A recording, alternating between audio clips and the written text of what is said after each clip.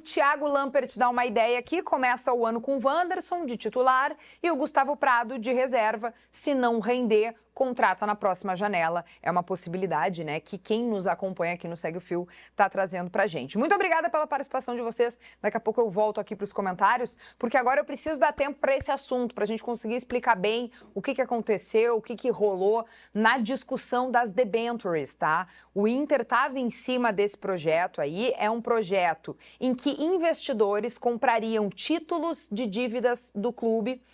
Nada mais é do que um empréstimo a ser pago com juros mais baixos, né? Isso que popularmente a gente explicou aqui ao longo da semana no Segue o Fio. E esse projeto, ele foi rejeitado pelo Conselho Deliberativo do clube, era votação e foi por 2 votos de diferença, tá? 161 contrários a esse projeto e 159 a favor. Teve, inclusive, bate-boca do presidente Alessandro Barcelos com o Roberto Melo, que é um dos conselheiros do clube, e inclusive oposição ao Alessandro Barcelos. Vamos dar uma olhadinha nesse vídeo e a gente já volta para discutir.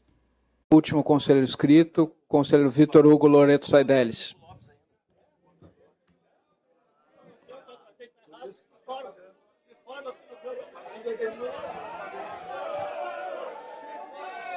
Senhoras e senhores, por favor, por favor.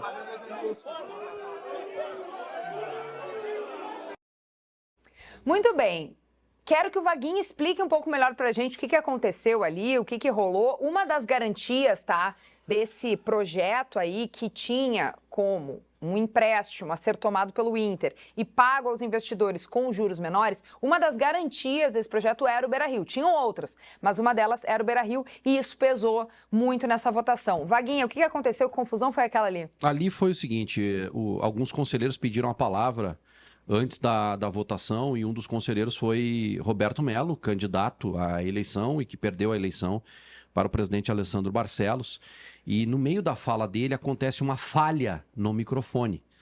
E aí ele fala alguma coisa assim, não pagaram nem o técnico de som. E aí termina a fala dele, ele passa em frente à mesa onde está sentado o presidente Alessandro Barcelos. Se vocês não pagaram nem o técnico de som aqui.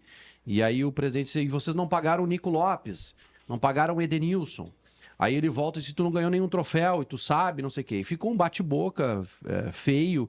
E assim como esse episódio, outros, né? Eu conversei com conselheiros que estavam presentes na sessão, outras manifestações foram vaiadas. Enfim, um ambiente extremamente bélico que retrata muito bem a divisão política do clube, a divisão existente nos bastidores do clube hoje. E a votação, Kelly, ela também é uma representação disso, né? Porque de 320 conselheiros, e não se tem notícia de uma reunião do conselho onde tenha a presença tão massiva. Maciça de conselheiros. 320 conselheiros foram. Então, e essa diferença de 2 votos. Bom, voltando para a questão do resultado, e aí tem a manifestação do presidente Alessandro Barcelos, que eu não sei se a gente vai colocar. O quê? A manifestação do presidente. Podemos botar também. Tu quer que eu bote agora? Eu acho que é interessante, então, para a gente seguir no debate. A manifestação do Barcelos depois dessa votação aí sobre as debentures. E agora nos remete a um trabalho mais árduo, né, e mais difícil. E esse trabalho começa amanhã. Né, um trabalho que já foi apresentado num primeiro momento ao orçamento do ano que vem e será muito mais duro, muito mais rígido. Nós não vamos abrir mão de buscar o que nós perdemos este ano em termos de orçamento, de déficit, de despesa financeira, que foi muito alto. Eu não tenho dúvida que o remédio é mais amargo, porque não existe mágica no futebol. Ainda mais no momento em que a gente está vivendo futebol competitivo do ponto de vista financeiro. Então, as medidas serão tomadas, nós vamos trabalhar e o plano B é exatamente esse. É buscar a redução, sim, de custo, é a venda de atletas necessária para que o clube sobreviva. Muito bem, tá aí o Alessandro Barcelos dizendo que o Inter vai ter que fazer muito mais para conseguir equalizar as contas. Entre, né, esses trabalhos que terão que ser feitos, a venda de mais jogadores. Ele disse que vai ter que tomar um remédio amargo. O que eu vi na reunião de ontem é que só teve um derrotado. O Inter. O Inter perdeu.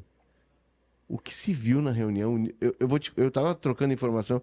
Ontem eu me permiti num churrasco com amigos da velha guarda. o Guerreiro também precisa num momento de descontração, né? Faz tempo que tu tá nesse Ah, momento. mas molhaço... Não, Tive água semana mineral. passada- Água tive mineral com semana gás. passada Abandonei no- o álcool. Tive semana passada no evento da firma, não sei mais aonde. É que tá- final tá de ano gostando vai do negócio. acumulando, né? Tem, Mas tem enfim, festividades, né? tem festividades, agenda lotada. E aí eu tava com os amigos lá, mas tava antenado, trocando informações com o conselheiro. E um determinado momento, eu pensei, como é que tá aí? Ele disse assim, o pau está torando. Foi essa expressão. Eu disse, meu Deus. E aí depois, vendo com os colegas que estavam acompanhando lá, e muitos fazendo ao vivo, o clima era um clima terrível, um clima de hostilidade, um clima belicoso. E com isso, quem perde é o Inter. Quando tu tem uma eleição no Conselho que ela é decidida por 2 votos, César, eu não vou me lembrar, teve uma eleição no Conselho do Inter que o presidente foi eleito por 1 voto, acho que era Asmusi e Dalegrave, né? É, pode ser. E o do, Por um Grêmio voto. tem, o do Grêmio tem a histórica eleição do Rafael Bandeira contra o Fábio Koff depois do campeonato de 81, que foi por 1 voto. Por 1 voto. Então, assim, quando tu tem uma eleição por 2 votos, isso mostra que há uma fissura no Conselho, uma polarização. E ali naquele debate-boca que tem entre o Roberto Melo e o Alessandro Barcelos, e o Alessandro Barcelos e o Roberto Melo, gente, ali está o candidato da situação que ganhou a eleição em dezembro e o candidato da oposição que perdeu a eleição. Estão os 2 candidatos a presidente batendo boca daquela forma. Então, assim, o Inter está doente. O Inter está doente. O Inter precisa rapidamente parar, refletir o que está acontecendo, se unir, porque clube desunido quebra, clube desunido cai. Eu nunca vi clube unido cair, tá? Eu nunca vi todo mundo cair para a condição abraçado. Eu nunca vi falido quebrar. O Grêmio caía- tinha unanimidade em cima Teve- do Romildo e caiu. Não, mas teve e depois já tinha perdido. Então, assim, o Inter está doente e o Inter precisa se tratar.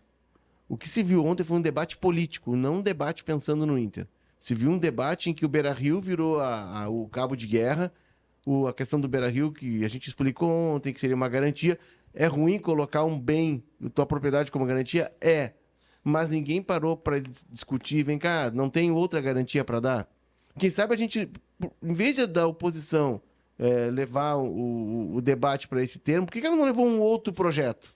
Vem cá, em vez da debênture, vamos buscar por esse caminho construção. O que a gente não está vendo no Inter é construção. E aí se cria esse clima belicoso de lado a lado. Porque, vamos lá, né? Minha mãe dizia, quando um não quer, 2 não brigam. Então, assim, é momento de parar e de pensar num clube só. Hoje, pelo retrato do Conselho, tem 2 Inters lá. E 2 Inters não vai dar certo. Tu sabe que eu discordo do Léo, eu acho que o Inter ganhou ontem. E eu vou explicar aqui, tentar explicar, eu não entendo nada de finanças, tá? Mas em cima de uma lógica que eu tô escutando. Por que São que 30 segundos para tu explicar. Ah, então não dá. depois Não, eu vai, faço vai, aqui. vai. Não, porque do ponto de vista prático, o dinheiro, os 200 milhões, serviriam para pagar as contas bancárias e diminuir o pagamento de juro. Pelo menos é isso que está sendo vendido. Uhum. O Inter vai comprar um juro menor, Isso. pagando dívidas. O que isso vai representar na prática?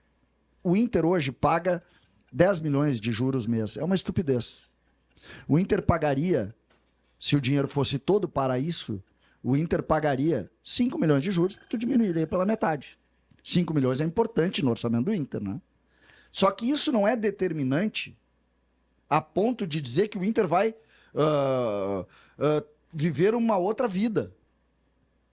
Do ponto de vista prático, só ouvindo o que eu escutei nesses últimos dias, que o Inter pegaria um valor para pagar a dívida bancária que paga muito de juros, ou seja, tu transferiria a dívida para pagar Menos abaixo, juros, sim. 5 milhões por mês. 5 milhões tu faz cuidando do clube e gastando menos. E tendo um pouco mais de cuidado para contratar jogador que não serve, tendo um pouco mais de cuidado para tu resolver algumas coisas. Eu acho que o Inter ganhou ontem porque vai obrigar a gestão a não fazer o que fez no fim do ano, onde passou uma ideia de um clube rico. Pois é, mas aí o Tô Ligado tá mandando uma pergunta pro Vaguinha que contrapõe um pouco essa ideia. Ele pergunta o seguinte: Vaga, será que o presidente pode começar a vender jogadores por conta de não ter aprovado as debentures? Mas isso foi dito pelo presidente. Mas será que ele vai vender mais, assim, do que se esperava?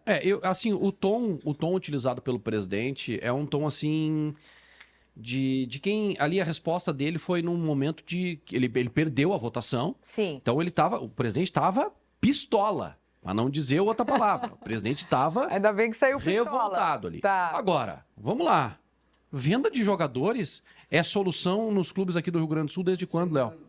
Não, desde O sempre. problema é que tu Então, vende pra pagar dívida. E aí tu obrigada. não tem capital pra mas- contratar do mesmo nível. Sabe o que o presidente Alessandro Barcelos vai fazer hoje? É figura de linguagem, tá, Kelly? Sabe o que ele vai fazer hoje de tarde? Ele vai pegar um empréstimo bancário com juros mais altos para ter respiro.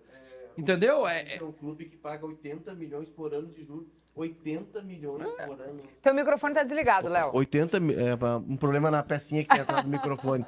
80 milhões de juros por ano. Não, é absurdo. É absurdo. É muito absurdo. juro, gente. Que loucura. Mas, enfim, é um debate... Vai vender jogador. Já tinha, conversando com algumas pessoas lá, em novembro, tinha trazido essa informação, quando ainda se tinha expectativa de aprovar as debêntures, que venderia pelo menos 2. Isso é cálculo meu. Sem os 200 milhões das debêntures, vai ter que vender mais. E tem um outro ponto. O mercado agora sabe que o Inter está com a corda aqui, está com a água aqui, ó, no queixo. Então o mercado já vem diferente. Se tu sabe que tu tem o dinheiro, o Inter tu tem um fôlego. Não, eu peguei 200 milhões, eu não tenho emergência. Ah, no Vitão, 6 milhões. Não, cara, eu quero 10. Ah, tudo bem, cara, eu tenho dinheiro aqui para pagar essas dívidas mais emergenciais, eu vendo em julho. Agora não. Agora o cara chega e já vai na jugular. Ó, eu sei que tu tá apertado. É negócio. É É isso aí. assim. Eu acho Muito bem. que cada vez mais os clubes precisam entender a necessidade de diminuir custo. O que Grêmio e Inter fizeram nos últimos anos não foi bem feito. O Grêmio tem uma folha de 17 milhões e não tem defesa. Não tem defesa. O Grêmio simplesmente não contratou jogadores competitivos para defesa, gastando 17 milhões. E ninguém fala nada. Ó, assunto pra gente seguir debatendo, ainda mais nesse período em que não temos bola rolando, né? A gente pode falar ainda mais de finanças. E tema de casa para esses consagrados aqui é trazer soluções. O que vocês fariam se vocês tivessem algum poder dentro do clube para fazer com que as finanças se equilibrassem, né? A melhor saída, a gente sabe, a mais usada é a venda e a negociação de jogadores, mas quais seriam as outras alternativas possíveis que os clubes, que os presidentes, que os dirigentes poderiam implementar? Mas é tema de casa, tá? Não é para agora. Eu tenho uma lista aqui, se tu quiser. Tá com a lista? Tem uma lista, ó. Então o Léo vai mandar essa lista pra gente nos próximos dias.